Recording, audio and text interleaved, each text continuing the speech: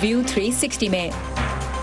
तुर्की का शाम की सरहद में कुर्द जंगजुओं के खिलाफ ऑपरेशन, लाखों अफराद बेघर, ट्रंप इंतजामिया तनकीद के निशाने पर। प्लास्टिक का इस्तेमाल कम करने की कोशिशों पर हमारी खुसूसी सीरीज चैलेंज प्लास्टिक। और दुनिया का सबसे बड़ा hot air balloon festival. Voice of America के वाशिंगटन स्टूडियो में आप सबको खुशामदीद। व्यू 360 के साथ मैं हूँ सारा जमान। शाम की हुदूद में कुछ जंगजुओं के खिलाफ तुर्की का ऑपरेशन, लड़ाई के बायस अब तक 1.25 लाख से ज्यादा अफराद नकल मकानी पर मजबूर हो चुके हैं। आइए आज सबसे पहले देखते हैं कि लड़ाई का मरकज कहाँ है।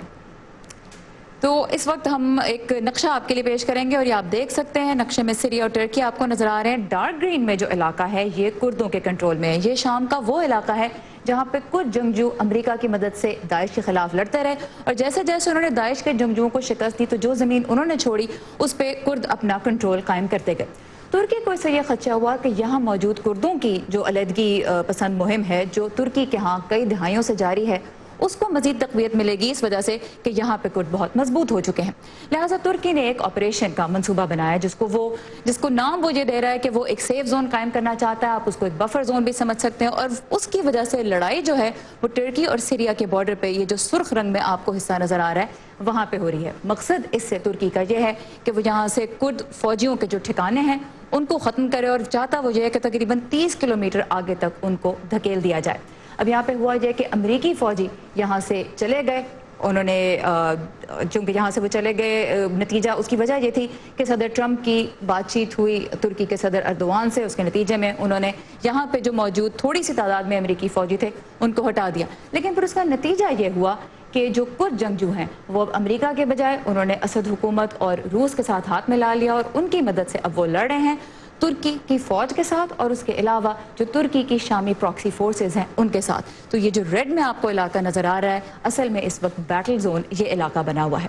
अब अमेरिकी फौजी जो हैं जिस तरह हमने बताया शाम से निकल गए हैं। ताज़ा तरीन पेशरफ ये है कि वो इराक मुंतकिल किए जा रहे हैं। तज्ज़ियाकारों का कहना है कि इस इनखला से असद हुकूमत और मॉस्को को शाम के शुमाल मशरक़ी इलाके में कदम जमाने का मौका मिला है जहाँ पहले उनका असर रसूख नहीं था। अब कड़ी तनकीद का सामना करते हुए ट्रंप इंतजामिया ने अपनी सफारती तोपों का रुख अंकारा की तरफ मोड़ रखा है। नदीम याकूब पेश कर रहे हैं अब तक की अहम पेशरफ्त का एक खुलासा। शाम के कस्बे शिलान पिनार में जोरदार धमाकों और फायरिंग की आवाजें सुनाई दे रही हैं और आसमान की जानिब धुआं उठता दिखाई दे रहा है। एक रोज पहले तुर्की और अमेरिका के दरमियान कुर्द जंगजुओं के खिलाफ अस्करी कार्रवाइयों को रोकने के मुआहदे के बावजूद शाम के शुमाल मशरिक में लड़ाई जारी है।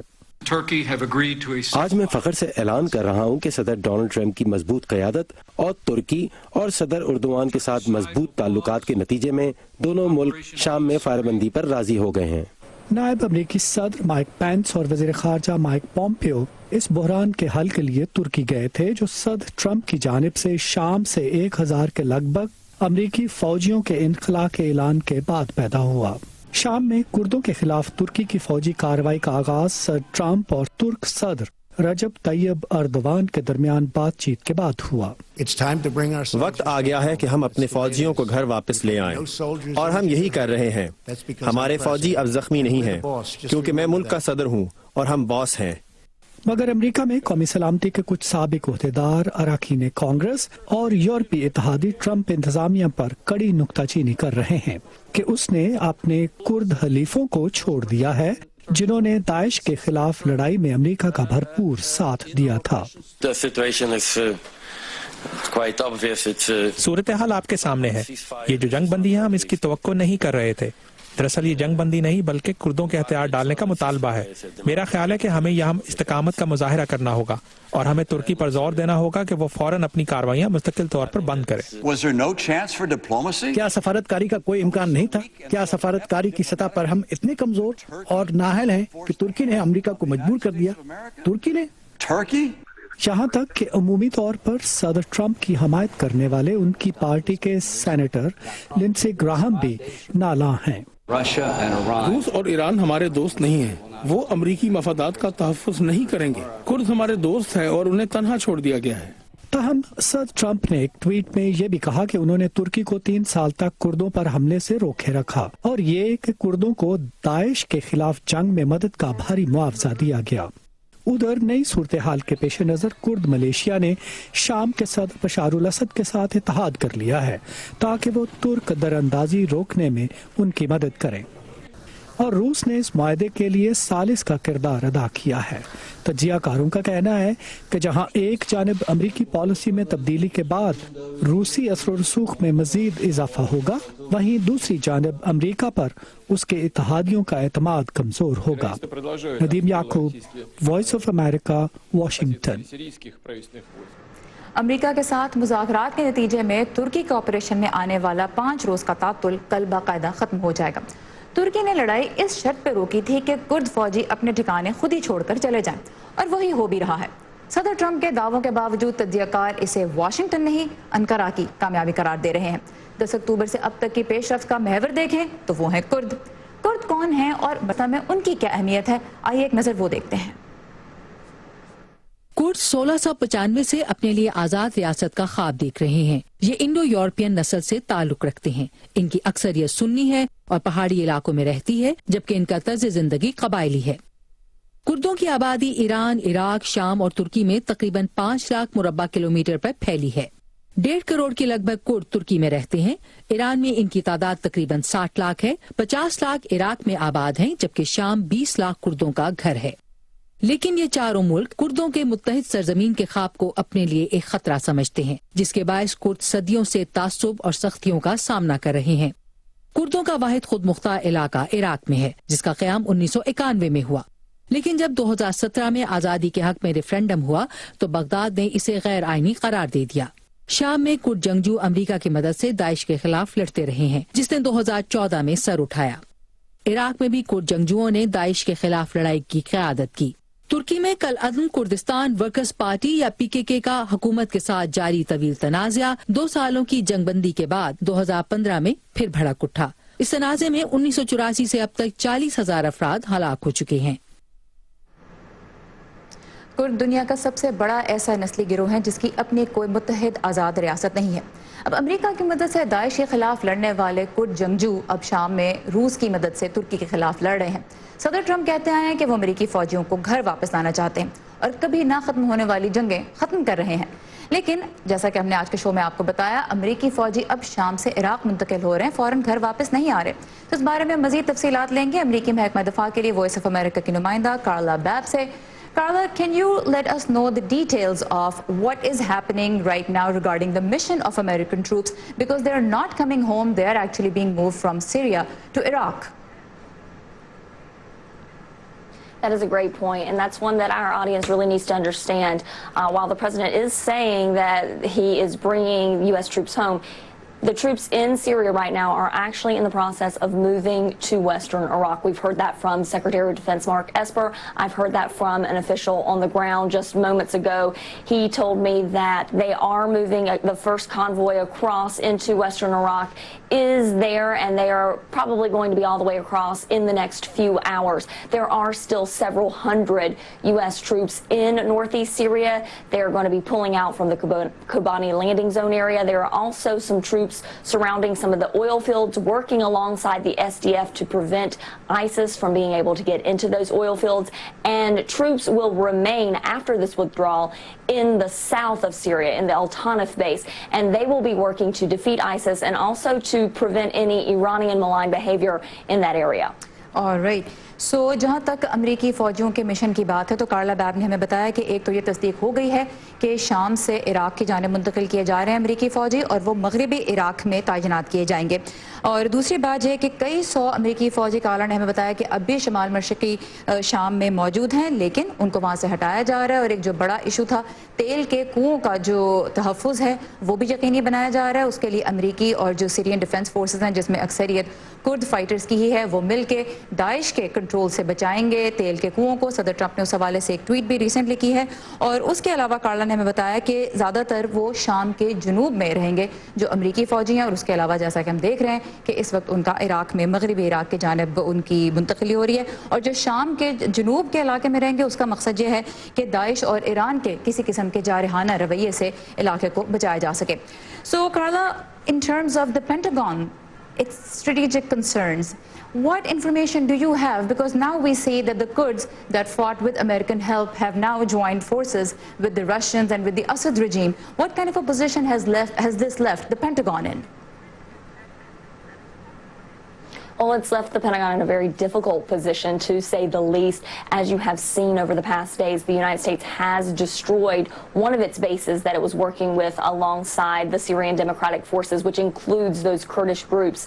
And so the United States has made it very clear that it does not want the Russians to have any sort of insight into how the United States operates, and so it will be destroying these bases in the coming days. This is a very deliberate withdrawal. They're not trying to pull out very quickly because they want to make sure that they've got all of the U.S. equipment necessary out of Syria.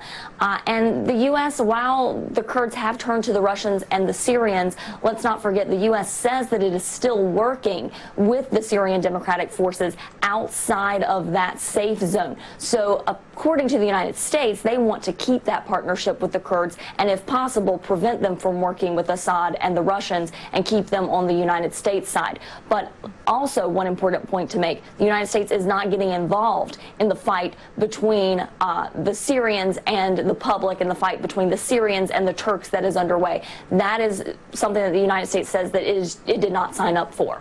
All right.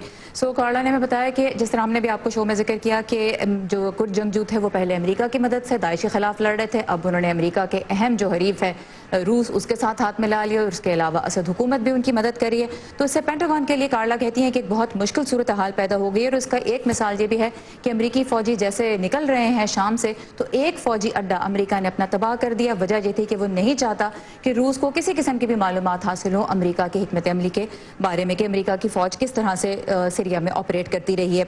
उसके अलावा यह है कि एहतियात से निकलने की कोशिश कर रहे हैं, और अमेरिका अब भी जो सीरियन डिफेंस फोर्सेस है उनके साथ मिल के काम कर रहा है, और यही पैगाम देना चाह रहा है कि जो पार्टनरशिप इतने सालों में बिल्ड की गई वो पार्टनरशिप खत्म नहीं हो रही। Carla Beth, thank you very much. We really appreciate your time. Carla was with us from the Pentagon. हफ्ते के रोज़ अमरीकी ऐवान नुमाइंदगान की स्पीकर नैन्सी पेलोसी ने दोनों जमातों से ताल्लुक़ रखने वाले अरकान कांग्रेस के एक वफ़द की क़यादत की, जिसने उर्दन का गैर एलानिया दौरा किया और वहाँ शाम की सूरत हाल पर तबादला ख्याल किया गया शाह अब्दुल्ला के साथ। इसे वाशिंगटन में सदर ट्रंप की पॉलिसियों से मुखालफत की एक वाज़ेह मिसाल करार दिया जा रहा है। दूसरी जानिब 13 नवंबर को सदर अर्दवान की वाशिंगटन आमद मुतवक्को है। तेज़ी से बदलती हुई सूरत हाल से आगाह रहने के लिए आइए हमारे सोशल मीडिया प्लेटफॉर्म्स पर facebook.com/VOA उर्दू के पेज पे आपको हर वक्त ताज़ा खबरें हमारी मिलेंगी। इसके अलावा ट्विटर पे हमारा हैंडल है @urduvoa। मामला शाम और तुर्की की जानिब अमरीकी पॉलिसी का हो या अफगान जंग के खात्मे का, नेटो इत्तेहादियों से ताल्लुकात हों या फिर यूरोपीय दोस्तों से, अमरीकी हुकूमत को हर मामले पे तहकीक और तजावीज़ फराहम करने में थिंक टैंक्स बहुत अहम किरदार अदा करते हैं। ये थिंक टैंक्स किस तरह काम करते हैं, इन्हें फंड्स कौन मुहैया करता है, और ये कितने गैर जानिबदार हैं, ऐसे ही कुछ सवालों के जवाब आज लेकर आई हैं शहनाज नफीस।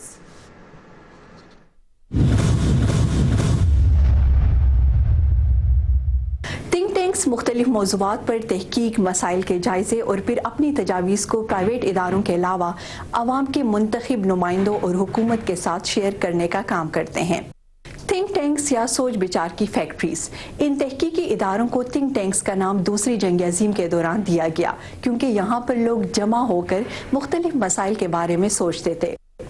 जदीद दौर का पहला think tank royal United services institute 19वीं सदी में बरतानिया में कायम हुआ था, जबकि अमेरिका में पहला think tank Carnegie Endowment for International Peace पहली जंग अज़ीम के दौरान 1910 में हुआ था, जिसका काम जंग की वजूहात की तहकीक और तनाज़ात के तस्फिये को फ़रोग़ देना था। इस वक्त अमेरिका में तकरीबन 2000 थिंक टैंक्स मौजूद हैं। इनमें से 400 के लगभग दारुल हुकूमत वाशिंगटन DC में कायम हैं। बाज़ इमिग्रेशन, माहौलियात या सेहत जैसे मौज़ूआत में महारत रखते हैं, जबकि दूसरे ख़ास सियासी या नज़रियाती नुक्ते नज़र से मसाइल का जायज़ा लेते हैं। इसके अलावा अक़वाम मुत्तहिदा जैसे आलमी इदारे भी गुर्बत, तालीम, कहत और मुख्तलिफ बीमारियों से निमटने से मुतल्लिक ग्लोबल पॉलिसी वज़ा करने के लिए थिंक टैंक्स पर इन्हिसार करते हैं। तहकीक के लिए मौज़ूआत के इंतखाब और अपनी तहकीक के झुकाव के बाइस कुछ थिंक टैंक्स लिबरल जबकि दूसरे क़दामत पसंद समझे जाते हैं। अमरीकी थिंक टैंक्स को कॉरपोरेशंस, दौलतमंद शख्सियात और अमरीकी और गैर मुल्की हुकूमतों की जानिब से फंड्स मुहैया किए जाते हैं। अक्सर इन पर जानिबदारी और डोनर्स के मफादात के लिए काम करने का शुबहा किया जाता है। मसलन अमरीकी अखबार न्यूयॉर्क टाइम्स के हाथों लगने वाली दस्तावेज़ात के मुताबिक वाशिंगटन DC में कायम हेरिटेज और दूसरे कई थिंक टैंक्स अपनी रिसर्च रिपोर्ट शाया करने से पहले अपने डोनर से रुजू करते हैं, जबकि अखबार के मुताबिक थिंक टैंक्स में मौजूद बाज़ रिसर्चर्स पर किसी खास ग्रुप के लिए लॉबिंग करने के इल्ज़ामात भी साबित हो चुके हैं।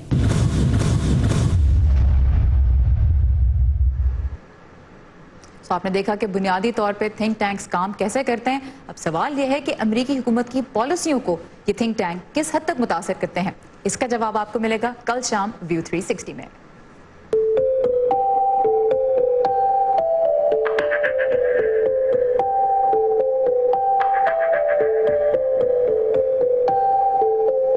प्लास्टिक हमारी ज़रूरत, हमारी आदत और अब हमारे लिए एक जहमत बन चुका है।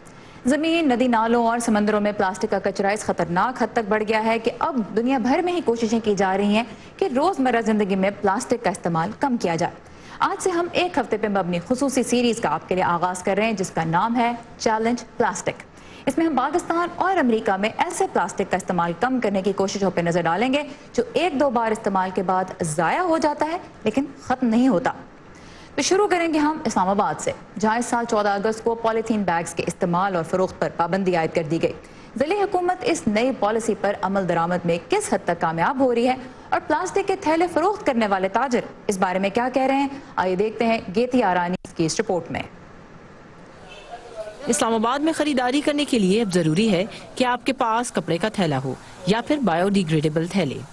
14 अगस्त के बाद प्लास्टिक के थैलों पर आयद पाबंदी से जहां सार्फिन खुश हैं कि आलूदगी कम होगी, वहीं इनके कुछ तहफ़्फ़ुज़ात भी हैं। देखिए, इनिशियल स्टेज में हर चीज़ जो होती है उसको एक्सेप्ट करना बहुत मुश्किल होता है लोगों के लिए। ये बेहतर है और हम खुश हैं, बहुत अच्छा है, और ये सफाई के लिहाज से भी, हिफ़्ज़ान सेहत के लिहाज से भी बहुत अच्छा है। परेशानी तो बनी हुई है ना कि चीज़ पहले बंदा आसानी से ले लेता था, लेकिन अब वो घर से थैले ले आते हैं, उन्हें भी ले जाते हैं। आज मैं अपने घर में जब कूड़ा देने के लिए बाहर निकली हूँ तो सारा कूड़ा नॉर्मली शॉपर्स में होता था, अब वो कूड़ा वैसे ही खुला पड़ा हुआ होता है, पूरी स्ट्रीट्स में बिखरा हुआ होता है। आई मीन शॉपर्स अवेलेबल नहीं है।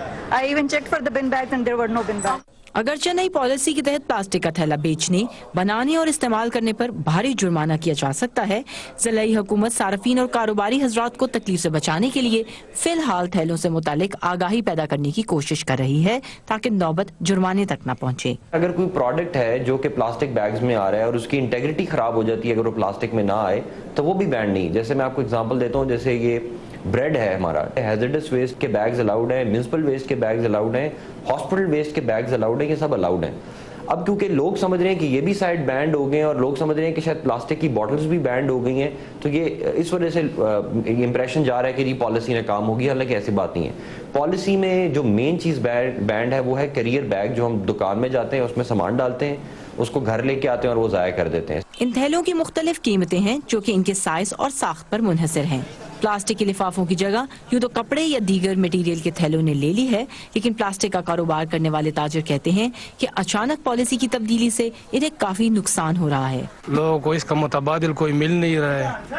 इन्होंने को ये करना चाहिए था, लेकिन पहले इसका कोई मुतबादिल अल्टरनेटिव लाना चाहिए था, उसके बाद इस पे बैन लगाते।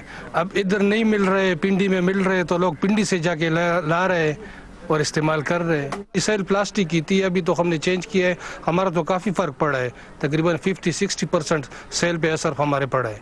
सार्फिन का कहना है कि माहौलियाती आलूदगी से निपटने के लिए प्लास्टिक के थैलों पर पाबंदी एक मुस्बत कदम है और इंतजामिया को उम्मीद है कि अभी पेश आने वाली ज्यादातर मुश्किलात आर्जी नौयत की हैं।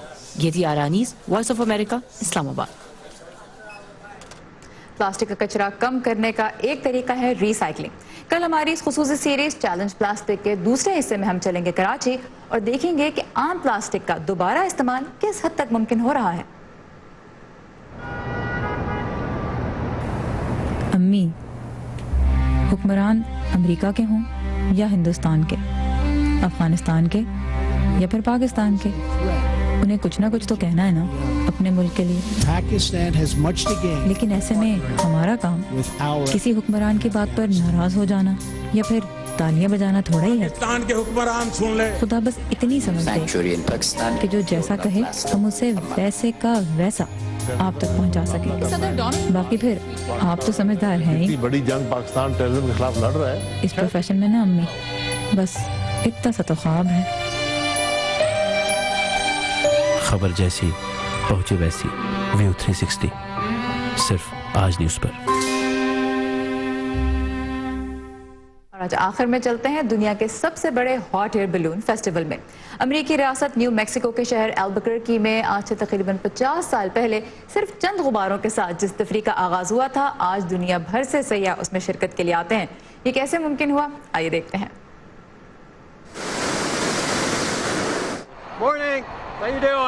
गैरी मिकलिक 32 साल से हॉट एयर बलून्स उड़ा रहे हैं, लेकिन गैरी के इस तजुर्बे के 20 साल अल्बुकर्की के इंटरनेशनल बलून फिएस्टा में गुजरे हैं, जहां पिछले 48 साल से हवा में उड़ने वाले ये अजूबे आसमान में रंग बिखेर रहे हैं। हम इन गुब्बारों को जमीन से बहुत करीब या आसमान में बहुत ऊंचा उड़ाते हैं। ये बहुत मुनफरिद बात है। हवाबाजी के चंद ही तरीके ऐसे हैं जिनमें आप सतह जमीन के नजदीक हवा में तैर सकते हैं। पहली ही उड़ान के बाद आपको जैसे इसका नशा हो जाता है।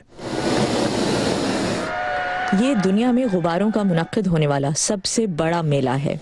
इस साल इस मेले में अमेरिका समेत 17 दीगर मुल्कों से 550 पायलट्स ने हिस्सा लिया, जो गुब्बारों की उड़ान के माहिर हैं।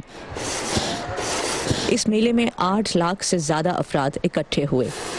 रात के अंधेरे में रोशनी फैलाने वाले गुब्बारों के खास मुजाहिरे से लेकर सुबह सवेरे सूरज तुलू होने के वक्त बड़ी तादाद में बुलंद होने वाले गुब्बारों के मुजाहिरे तक, आसमान नजरों को खीरा कर देने वाले गुब्बारों से भरा रहा। मैं कॉलेज के ज़माने से यहाँ आ रही हूँ। 40 साल हो गए हैं और हर बार ये मेला इतना ही ज़बरदस्त होता है, कोई मुकाबला नहीं है इसका। ये न्यू मैक्सिको की पहचान है। मैं किसी और ऐसी जगह के बारे में नहीं जानती जहाँ ऐसा कुछ होता हो।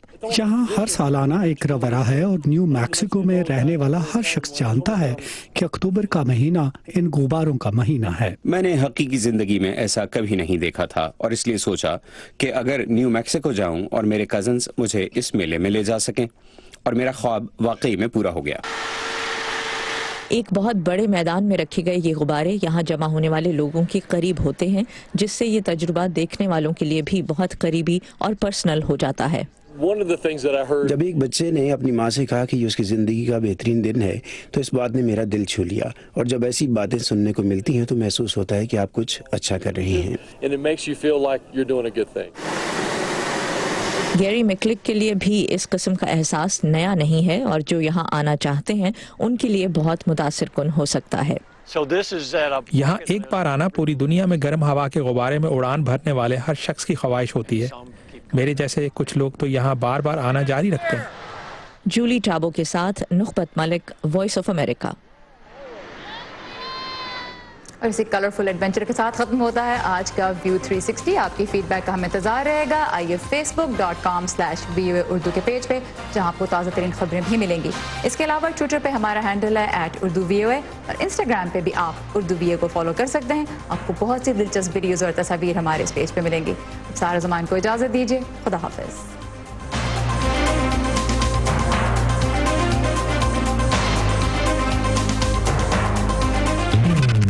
ताज़ा तरीन खबरें, अहम वाक़यात, ऑडियो वीडियो रिपोर्ट्स और तज्ज़िये देखने, सुनने और पढ़ने के लिए डाउनलोड कीजिए VOA उर्दू की नई ऐप। खबरें अब हर वक्त आपकी मुट्ठी में।